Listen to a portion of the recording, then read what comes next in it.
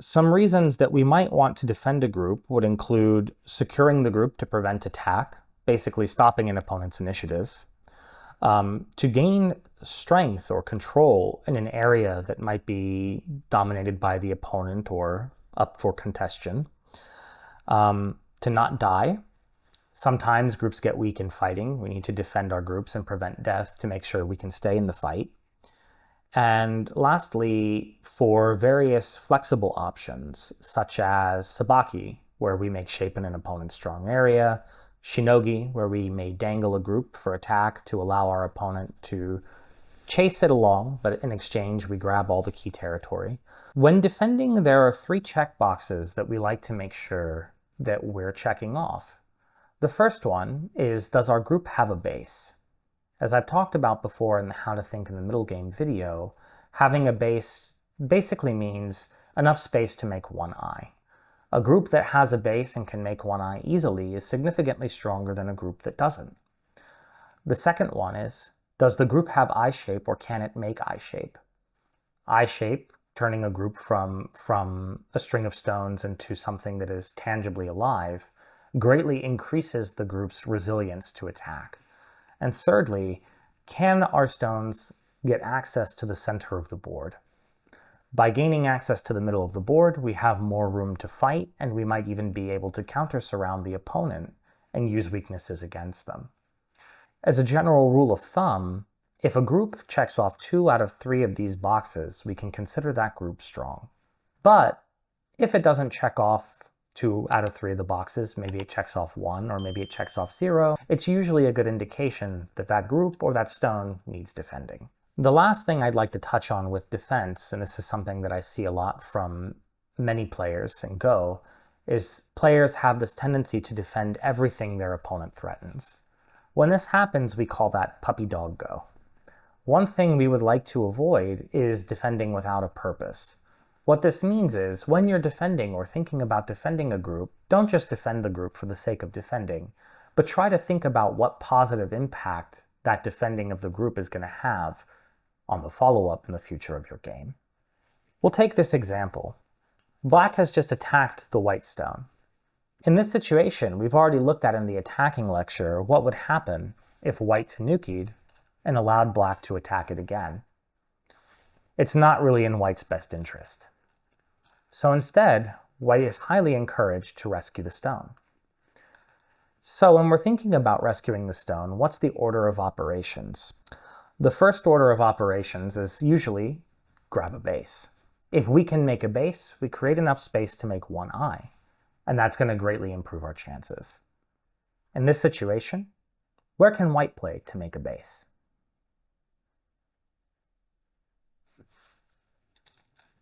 I'm sure many of you have gotten this one all right.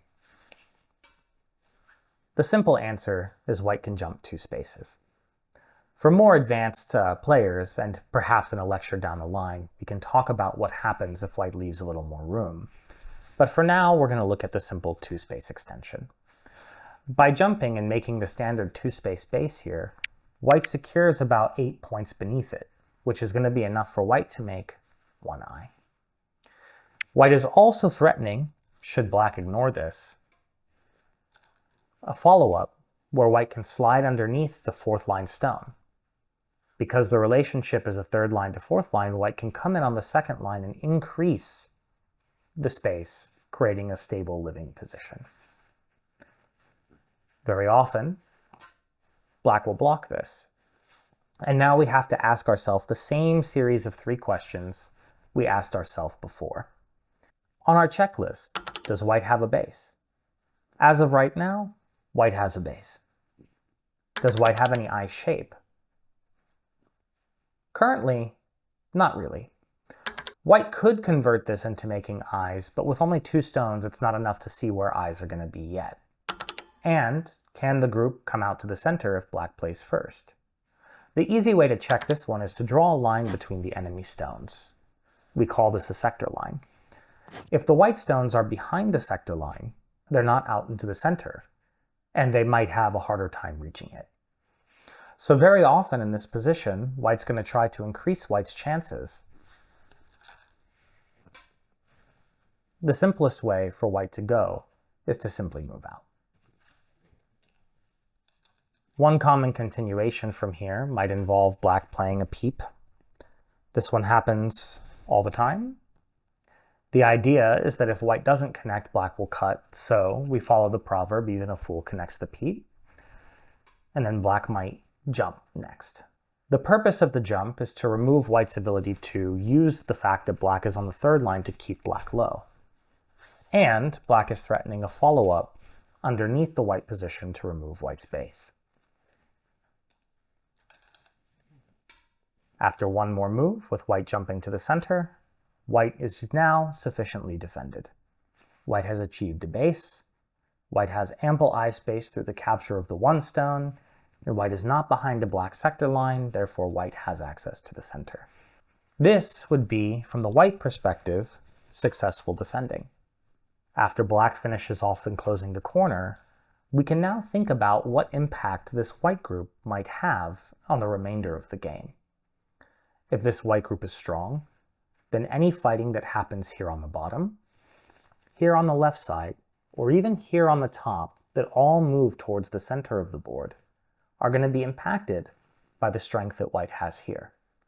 As white is able to do things like lean against the black corner, for example, white might have a shoulder hit to expand white's space, or even possible attachments that white can use to probe the black area to build further strength in the middle.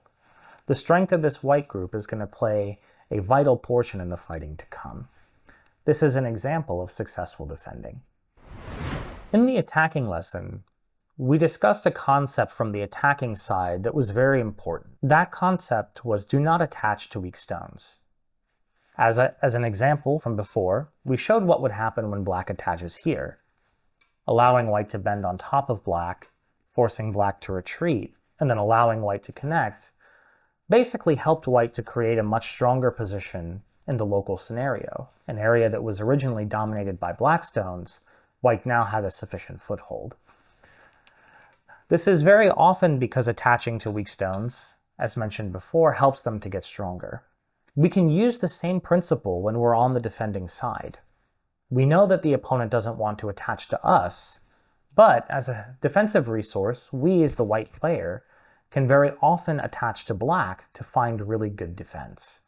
Take, for example, our initial starting position. A lot of times, black might choose to attack from the star point. After all, this corner has 2 stones, this corner has 1. It might be more advantageous for black to add another stone on the thin side. When this happens, of course, white can simply take a base here. This would be sufficient for defending for all the reasons we mentioned prior. But perhaps there's something else white can do. If you were white in this situation, can you find something better? This one's a little tricky, so don't be upset if you didn't get it immediately. But one resource that white can look at is analyzing the nearby groups the opponent has. Take, for example, black's Ogema here. This position is a relatively strong position for black in the corner. So, there's not really any harm for white to bother it. White can start the sequence by attaching and asking black how black values the corner versus the outside. If black, for example, were to extend and say, I prefer the side, white is more than happy to give black the side and break into the corner. Corners are more efficient than sides in the opening, and therefore usually this won't be the choice that happens. More commonly, black is going to block corner access to white. Now this exchange has given white one valuable resource on the outside. One way white might continue from here next is to attach to the corner again. All of these moves, it's important to understand, are considered to be forcing moves. They carry threats against black in the corner, but every time black answers them, white has already gained a positive benefit. One example continuation from here would be if black follows the pattern Atari and then extend. Like this, black would have sufficiently defended the corner territory from the white probing attacks. White could probe one more time with a cut in the corner, asking if we can catch the 2 stones. In most cases, black is going to refuse. And in this situation, white can jump. The end result being that by leaning against a strong black corner, white was able to create even more possible potential out of the white two-space space, and white has limited the severity of any follow-up black attack. This would be a successful method of defending for white, following the proverb, contact your opponent's strong stones. But it's not always that clear. Sometimes the opponents can do very tricky things. For example, black might try to break the connection and start a fight with white in the corner. In situations like this, it's important to understand the idea of relative values of area. When black is creating this bend here, black is trying to suggest that the side is going to be bigger than the corner. The corner is usually bigger than the side. So white will typically step in. If black gives Atari from the outside, white can connect. If black extends in the corner, something like this, then white has two cutting points white can aim at using. White also has an attachment. It's going to be very difficult for black to kill white. If white manages to steal black's corner, then the invasion here is still considered successful. White got something out of it, and rather than defending the stone directly, white does an indirect defense through trading. But what if black isn't interested in trading? What if black wants everything? Well, in this case, white's plan is still in full force. White will extend the stone in Atari. This is forcing black to connect. Otherwise, white will be able to cut through and then build the top. In this situation, white can cut. This is going to force black to run. And then the key move in the shape, Atari. Again, we're still defending on the right-hand side. Notice how white is building a structure here in the natural course of the movement. Black can resist by extending. White extends. And now it's black's turn in the position to cut white. But white's extension was not without threat. White bends, forcing black to answer to save the 3 stones. Then white gives an Atari here. At this point, black has a choice.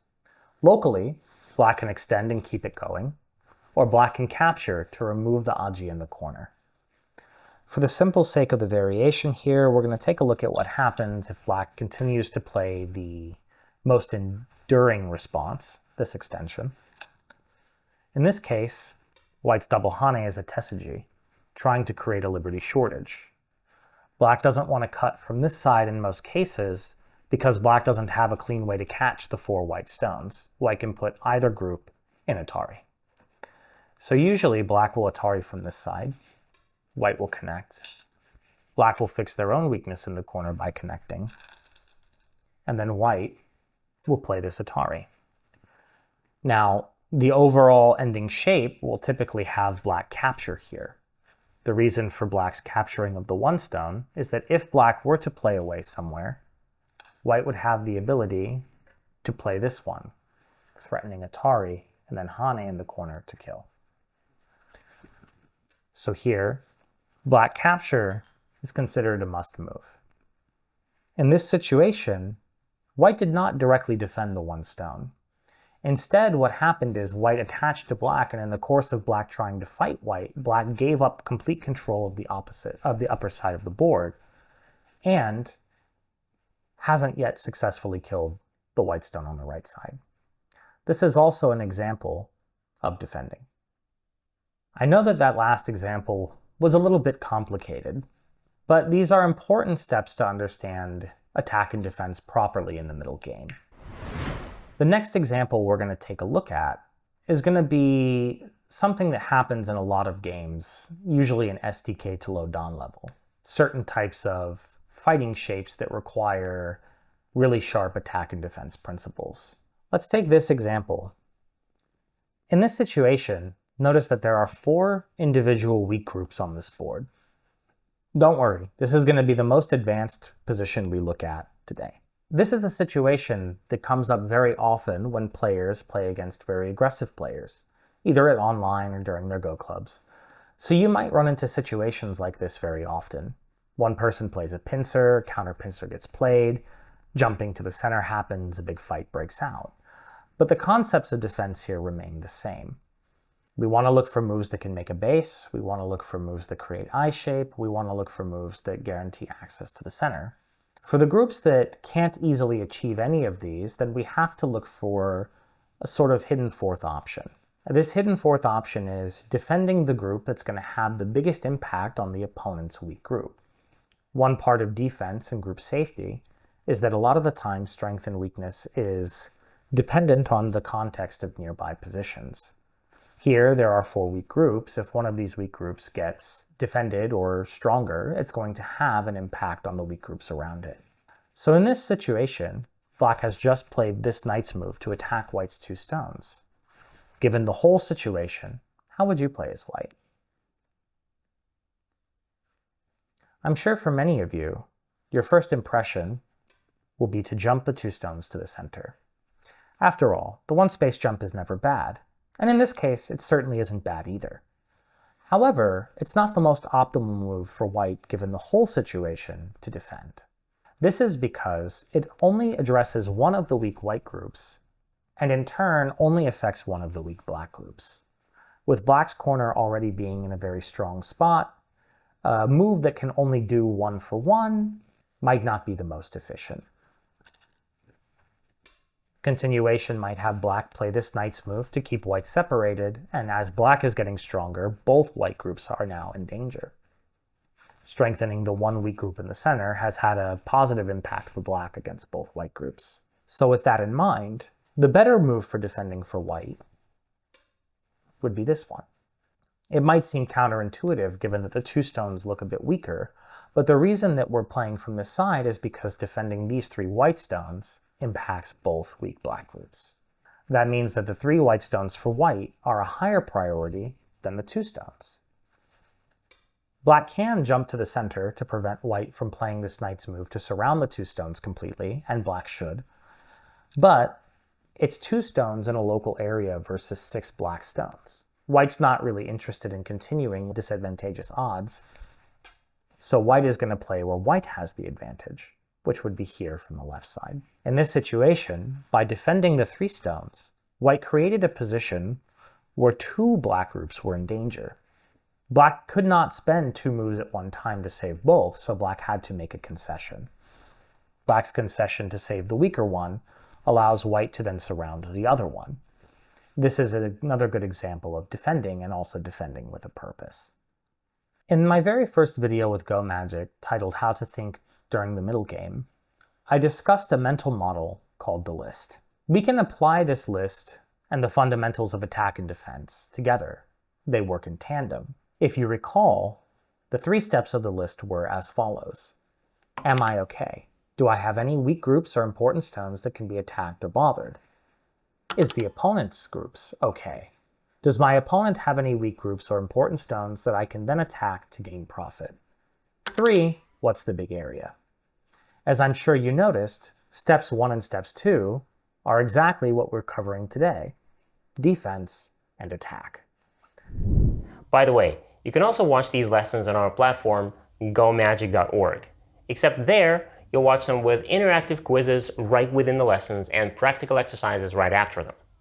And if you enjoy watching these Go videos and you don't want to miss others like this one, go smash that like button, subscribe to our YouTube channel, and this is Go Magic.